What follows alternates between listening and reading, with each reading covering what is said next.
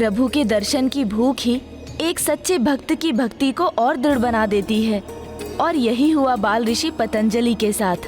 उनकी ये भक्ति न केवल उन्हें ऋषि व्याघ्रपद के निकट ले गई, अपितु उन्हें वो स्थान भी मिला जो उनकी तपस्या के लिए सर्वथा उपयुक्त था, जो बाद में चिदंबरम धाम के रूप में प्रख्यात हुआ।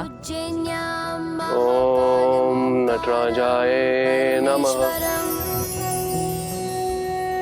प्रभु के रहस्यमय आकाश लिंगम के दर्शन पाते ही बाल ऋषि पतंजलि वही प्रभु को आनंद नृत्य में देखने का सौभाग्य पाने के लिए कठोर तपस्या में लीन हो गए। और इस प्रकार प्रभु के दो महान भक्त, एक ओर ऋषि पतंजलि और दूसरी ओर ऋषि व्याघ्रपद, एक ही समय पर एक ही पावन धाम चिदंबरम में प्रभु के आनंद नृत्यम को देख पाने की इच्छा से घोर तप करते गए। और धीरे धीरे उनकी भक्ति ऐसी बढ़ी कि वो अपने स्थान से डिगे बिना वर्षों तक तपस्या में लीन रहे। ओम नटराजाय नमः। ओम नटराजाय नमः।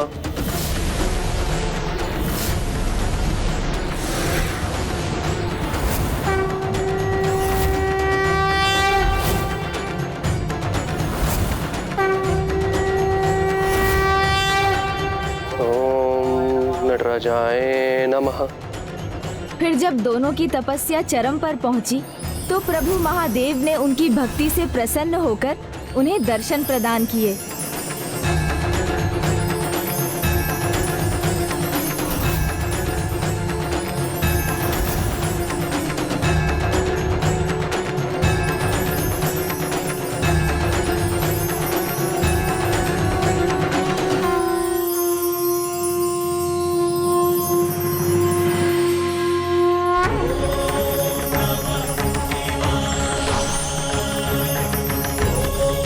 प्रभु प्रभु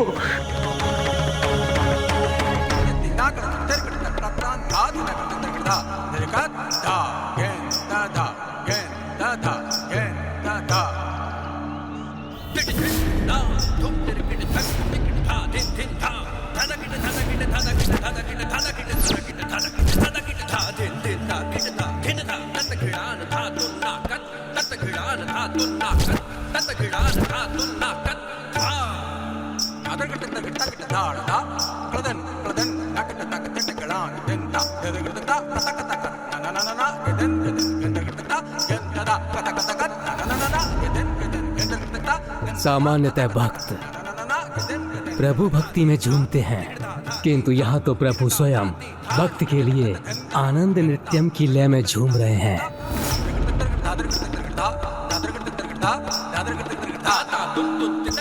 अद्भुत है महादेव, अपने भक्तों के लिए कुछ भी कर सकते हैं।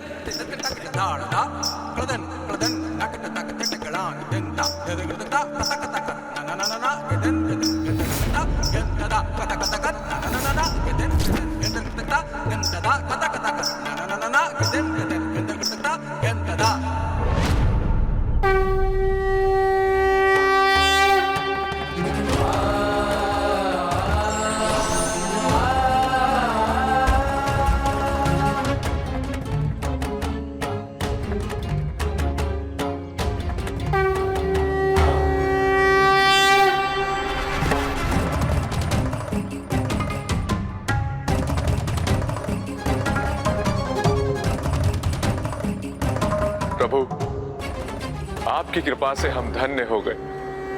आपके आनंद नित्यम के दर्शन कर हमारा तन मन, हमारी आत्मा सभी तृप्त हो गए प्रभु। हाँ प्रभु, भाव विभोर हो उठे हम। हमारा परम सौभाग्य है कि हमारे जीवन का उद्देश्य पूरा हो गया। ऐसा प्रतीत हो रहा है कि हमें मुक्ति प्रदान हो गई। ये आप दोनों की भक्ति की शक्ति है। मैं आप दोनों की भक्ति और साधना से अत्यंत प्रभावित हूँ और आप दोनों को आशीर्वाद देता हूँ कि मैं जब भी नृत्य करूंगा तो सर्वप्रथम आप दोनों को ही उसका साक्षी बनने का अवसर प्राप्त होगा। आज के बाद मेरे प्रत्येक नाट्य नृत्य का आरंभ आप दोनों से ही होगा और मैं आप दोनों को अनुमति देता हूँ कि आज के बाद आप दोनों कैलाश में ही रहेंगे। इतना ही नहीं, मैं आप दोनों को अपना प्रमुख गण नियुक्त करता हूँ।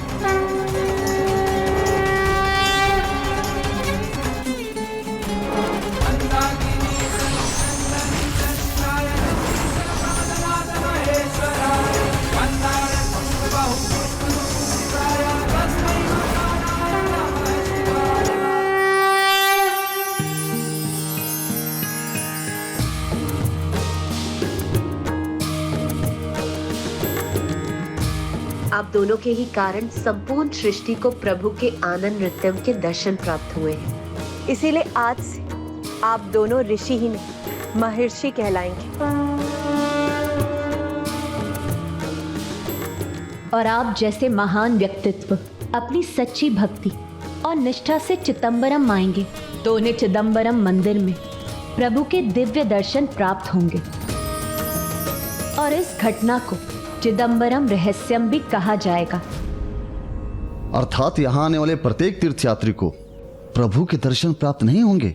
हाँ, चिदंबरम रहस्यम के अनुसार चिदंबरम आकाश लिंगम उन्हें ही दर्शन देंगे जिनके मन, हृदय और आत्मा पूर्ण रूप से पवित्र होंगे, जिनके चित्त अर्थात जिनकी आत्मा अंबर में समाहित होगी, जो दिव्य ज्ञान और भक्ति के आकाश हैं। बस जो बेलपत्र माला आकाश लिंगम को समर्पित होगी वही सभी यात्रियों को दिखाई देगी।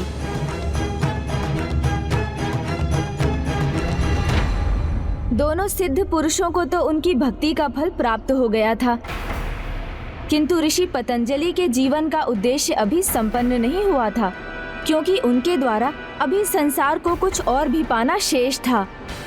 वत्स पतंजलि, तुम्हारा जन्म मेरा भक्त बनने के लिए हुआ था, मेरे आनंद नृत्यम का साक्षी बनने के लिए हुआ था, किंतु तुम्हारे जीवन का एक और भी उद्देश्य है। पृथ्वी पर अधिकतम जीव काम, क्रोध और अन्य वासनाओं से पीड़ित हैं। योग एकमात्र ऐसा माध्यम है जो शारीरिक ही नहीं मानसिक और भावनात्मक विकारों के कष्ट से मुक्ति दिलाता है। योग तो प्राणियों के लिए अमृत के समान है, इसलिए मैं तुम्हें एक बड़ा उत्तरदायित्व देता हूँ। तुम्हें इस योग सूत्र के ज्ञान से समस्त संसार को परिचित करवाना है।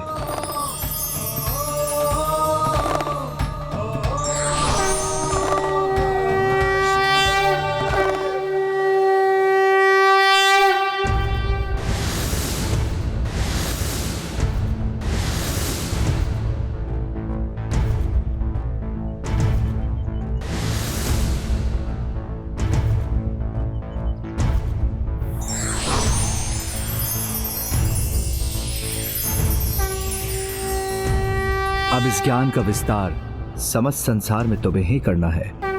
जो आज्ञा प्रभु।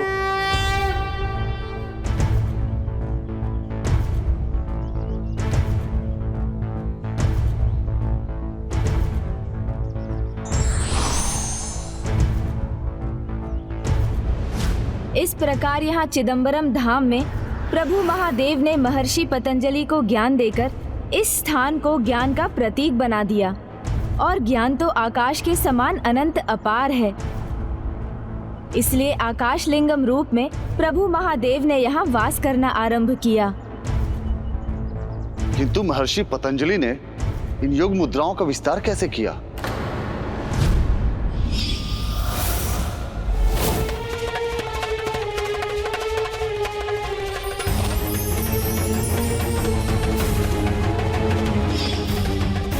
भाभी माँ तो बिना रुके, बिना विश्राम किए अपनी यात्रा पर आगे बढ़ रही हैं, जबकि मैं तो अभी भ्राता से उनके विवाह की बात ही नहीं कर पाया हूँ। हाँ गणेश, हमें बताओ, योग सूत्रों के ज्ञान के विस्तार के लिए महर्षि पतंजलि ने फिर क्या किया? इसकी तो एक भिन्न कथा है। महर्षि पतंजलि ने योग सूत्रों के ज्ञान के विस्तार के लिए सहस्त्र योग्य शिष्यों का चुनाव किया। योग का ज्ञान महर्षि पतंजलि के सहस्त्र शीशों में समाहित था, जिसे आंशिक रूप से भी भूले बिना वो उसका विस्तार करना चाहते थे। इसलिए अपने उसी सहस्त्र शीश वाले रूप में उन्होंने प्रभु के इस आदेश के पालन का निर्णय लिया, किंतु शिष्यों को अपने विष से सुरक्षित रखने के लिए उन्होंने अपने और उनके बीच एक आवरण कर दिया और सभी शिष्यों को ये आदेश दिया कि वो उस आवरण के उस पार ही रहेंगे, वहां से इस पार झांक कर भी नहीं देखेंगे। उनका एक बुद्धिमान शिष्य जो सदा प्रत्येक पाठ में आगे रहता था, उसके मन में एक जिज्ञासा प्रबल होने लगी कि उस आवरण के पीछे जो गुरु उसको ज्ञान दे रहे हैं वो कौन है। और जो शिष्य सबसे पीछे था उसे लघु शंका का अनुभव हुआ, उसे निवृत्त होने जाना था।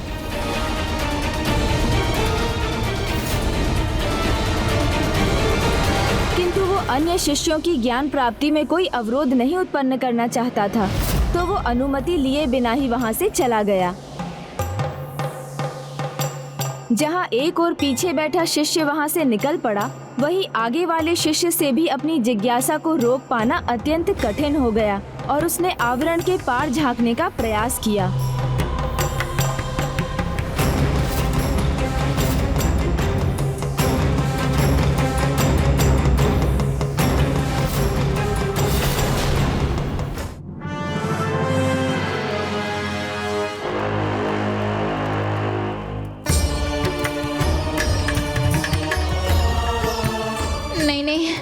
ये ताड़ना सही नहीं जा रही है मुझसे। भोजन चाहिए मुझे, भोजन दीजिए। मिलेगा, अवश्य मिलेगा। भोजन ही नहीं, 56 भोग का आनंद मिलेगा। पर इस सत्य को स्वीकार करो, अपने ज्येष्ठ भगवान सुरापद्मन को अपना भगवान मानो। अति उत्तम, अति स्वादिष्ट। प्रभु के नाम में 56 भोग की सुगंधी नहीं, स्वाद भी है। अति उत्तम, अति स्वादिष्ट।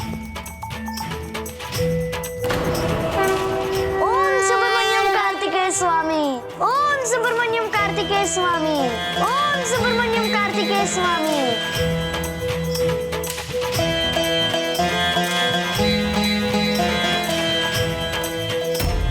अद्भुत।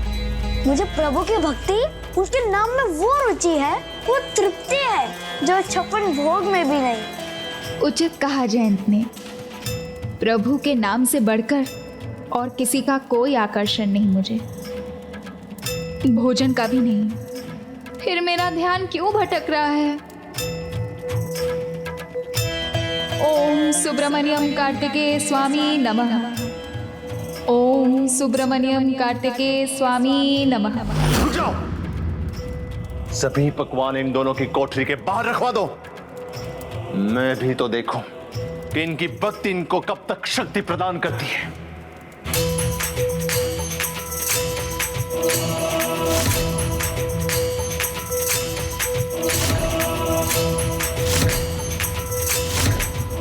ओम सुब्रमण्यम कार्तिकेय स्वामी।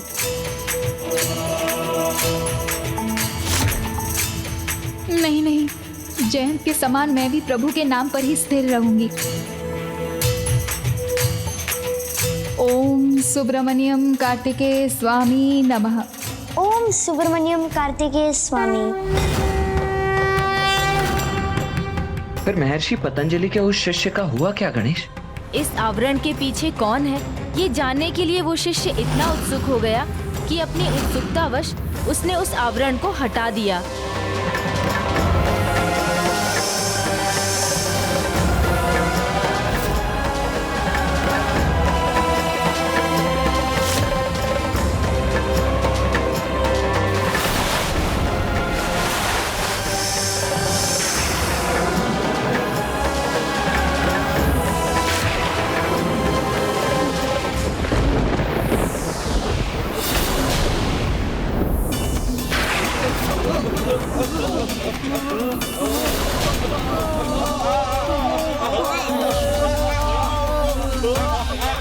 ऋषि पतंजलि के विष के प्रभाव के कारण उनके सभी शिष्यों का प्राणांत हो गया।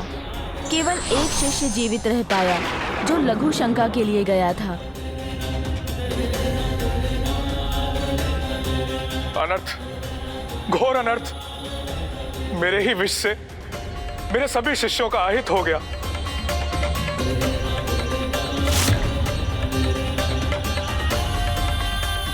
ये क्या हो गया यहाँ? कहीं इसके पीछे मेरी भूल तो नहीं?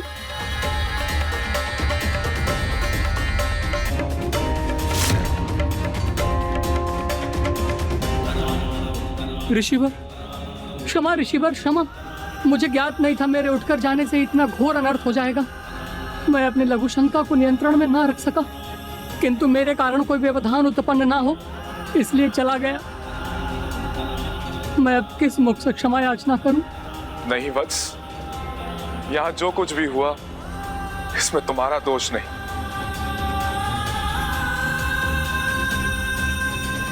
किंतु भूल तो तुमसे अवश्य हुई कि ज्ञान प्राप्ति के लिए तुम आए तो, परंतु तैयारी के साथ नहीं। मैं गुरु हूं, ज्ञान देना मेरा दायित्व है, जो मैं पूर्ण करूंगा।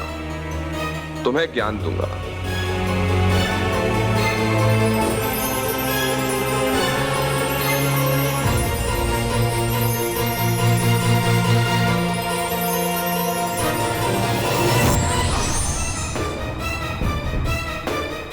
ज्ञान तो मैंने तुम्हें दे दिया, किंतु तुम्हारी भूल के लिए तुम्हें दंडित भी करूंगा, क्योंकि गुरु की आज्ञा का पालन ना करना गुरु हत्या के समान ब्रह्म हत्या पदगम है।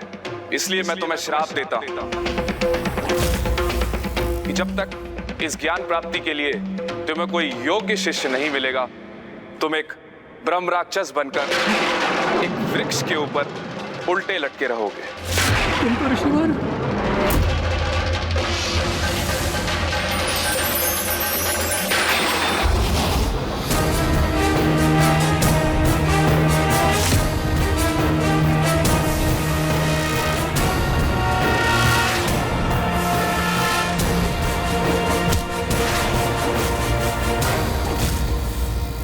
ये कथा हमें सिखाती है कि अधिक जिज्ञासा कभी कभी स्वयं के लिए ही नहीं, अन्य सभी के लिए भी हानिकारक सिद्ध होती है।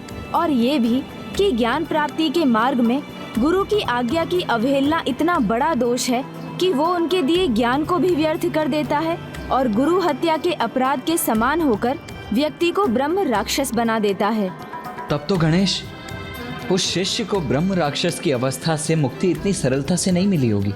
हाँ भ्राता, वो ब्रह्म राक्षस अनेक वर्षों तक योग्य शिष्य की प्रतीक्षा में एक वृक्ष पर लटका रहा और वहाँ से जो भी जाता उससे एक ही प्रश्न पूछता।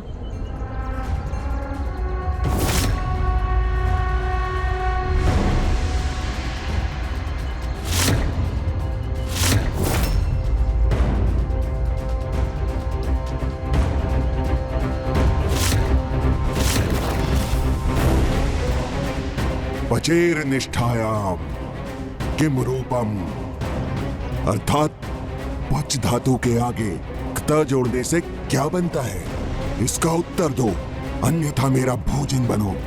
नहीं, हमें ज्ञात नहीं है।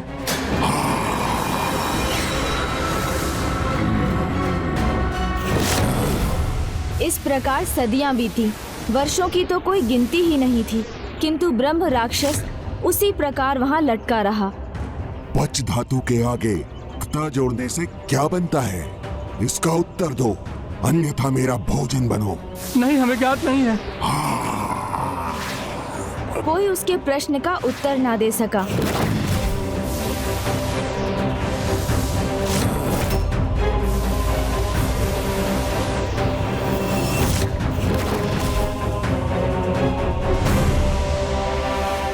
तब ऋषि पतंजलि से अपने शिष्य का दुख ना देखा गया और उन्होंने उस शिष्य को अपने शाप से मुक्त करने के लिए पुनर्जन्म लिया और नवीन रूप धारण कर वो अपने शिष्य को शाप मुक्त करने उसके निकट जा पहुँचे।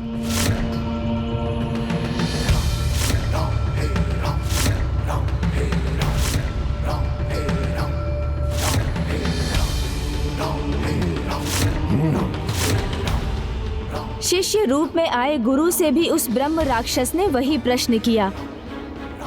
पचेर निष्ठायाम किम रूपम, अर्थात पच धातु के आगे क्त जोड़ने से क्या बनता है, इसका उत्तर दो, अन्यथा मेरा भोजन बनो।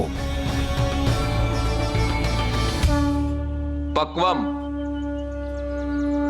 पंच धातु में क्त जोड़ने से पक्वम बनता है। अंततः ब्रह्म राक्षस को वो शिष्य प्राप्त हो ही गया जिसकी उसे प्रतीक्षा थी और ऋषि पतंजलि अपने शिष्य रूप में उसी पेड़ के नीचे बैठकर उससे मिलने वाले ज्ञान को पीपल पत्रों पर लिखने लगे और संचित करने लगे।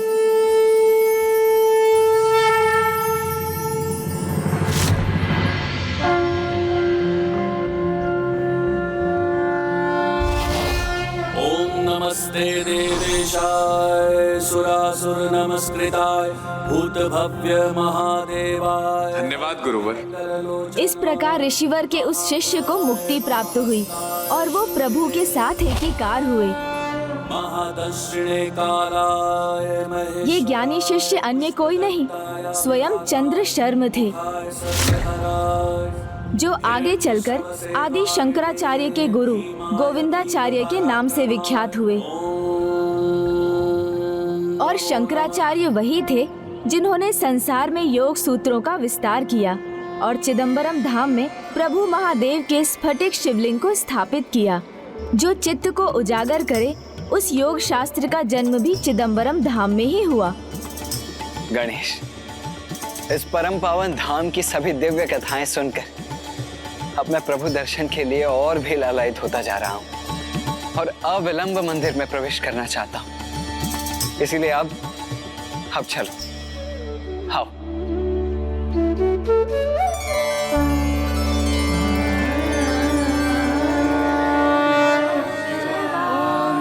तू को मिटा देगा। किंतु इस कपूर में ऐसी क्या विशेषता है?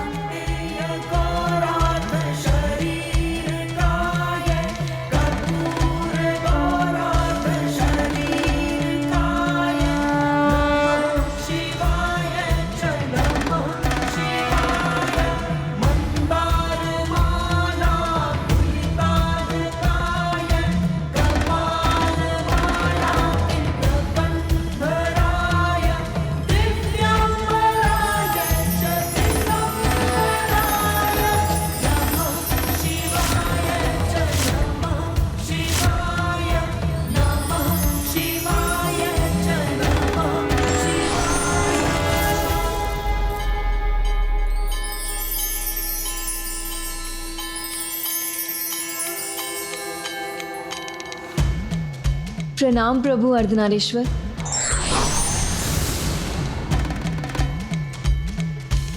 प्रणाम पिताश्री, प्रणाम माता। ये मेरा परम सौभाग्य है, मुझे आपके अर्धनारीश्वर रूप के दर्शन प्राप्त हो गए। पुत्री, तुम्हारी भक्ति और आरती से हम इतने प्रभावित हुए कि हम स्वयं को तुम्हें दर्शन देने से रोक ही नहीं सके। किंतु माँ, कपूर आरती के पहले मुझे नारियल और कदली फल के बीच संवाद सुनाई दे रहे थे। वो पूछ रहे थे, इस कपूर में ऐसा विशेष है तो क्या है? इनमें कौन अधिक श्रेष्ठ है? ये तो मैं भी नहीं समझ सकी।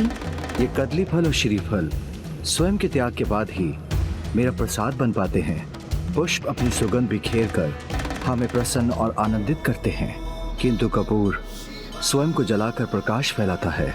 उसका प्रकाश हमसे टकराकर और भी दिव्य हो भक्तों के बीच हमारी दिव्यता का प्रसार करता है एवं उनके भक्ति के भाव को और भी प्रबल बना देता है।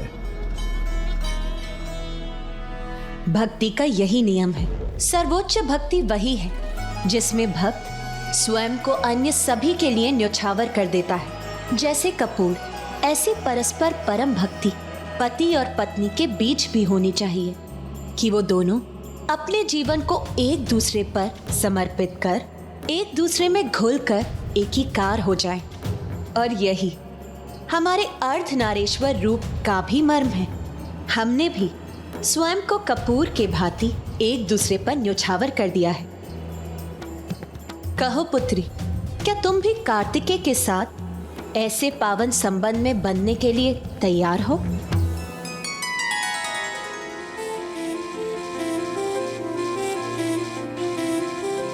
माँ, मैं तो पिछले जन्म से ही इसके लिए प्रतीक्षा कर रही हूँ। मुझे ज्ञात है मेरा इस जन्म का उद्देश्य भी यही है, बस स्वामी कुमार कार्तिकेय मुझे अपनाने के लिए तैयार हो जाए।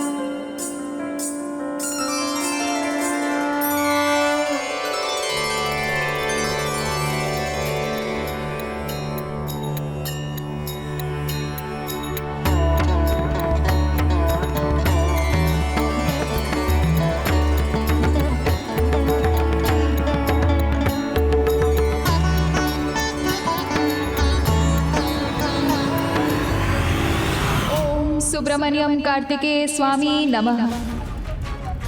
ओम सुब्रमण्यम कार्तिकेय स्वामी नमः। ओम कार्तिकेय सुब्रमण्यम स्वामी।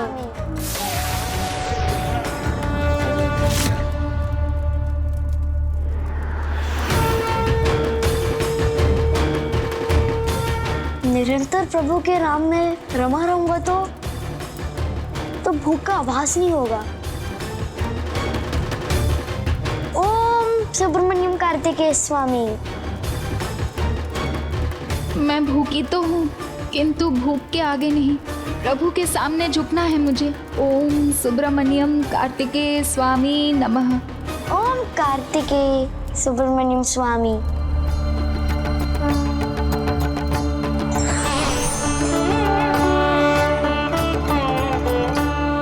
चिदम्बरम आकाश लिंगम उन्हें ही दर्शन देंगे जिनके मन, हृदय और आत्मा पूर्ण रूप से पवित्र होंगे।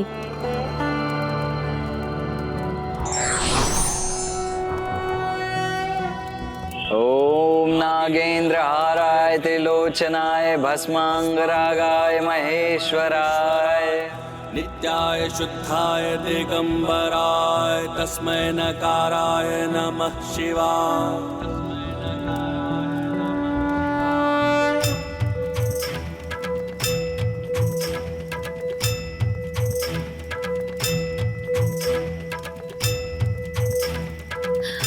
अब स्वयं को रोक पाने में असमर्थ हो रही हूँ मैं।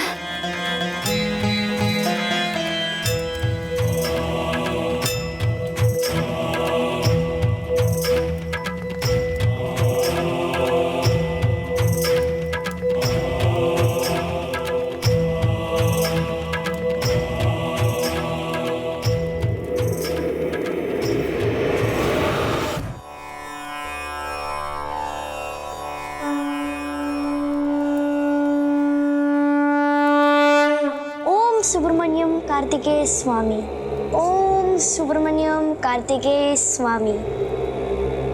ओम सुब्रमण्यम कार्तिकेय स्वामी नमः। कुछ तो हो रहा है जो मेरी इच्छा के विरुद्ध है। ओम कार्तिकेय सुब्रमण्यम स्वामी। ओम सुब्रमण्यम कार्तिकेय स्वामी नमः।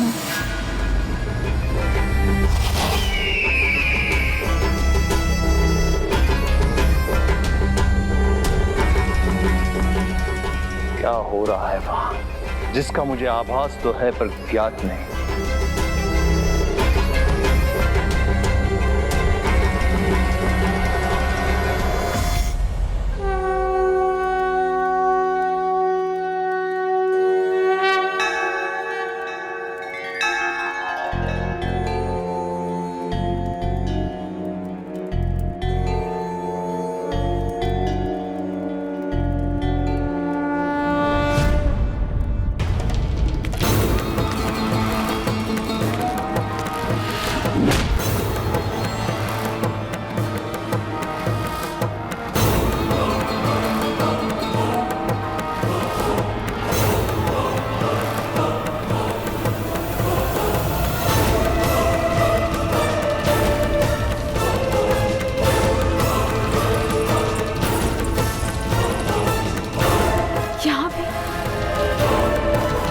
दुष्ट द्रोही बालक यहाँ पे कैसे?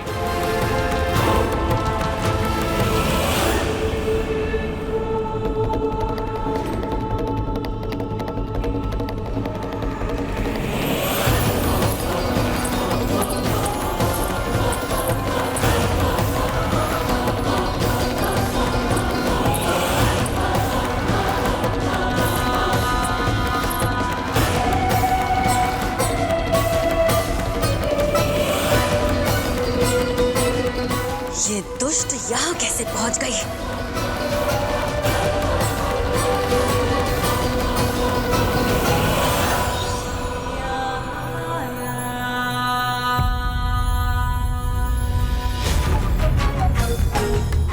आश्चर्य, तुम यहाँ?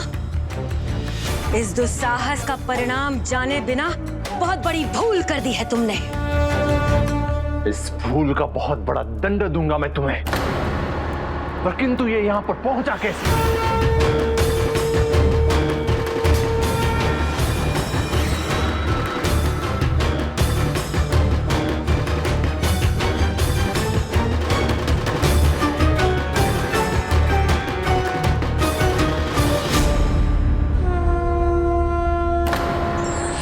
ज्ञान प्राप्ति के मार्ग में गुरु की अवहेलना ज्ञान प्राप्ति में बाधक ही नहीं बनती, अपितु प्राप्त किए हुए ज्ञान को भी व्यर्थ कर देती है।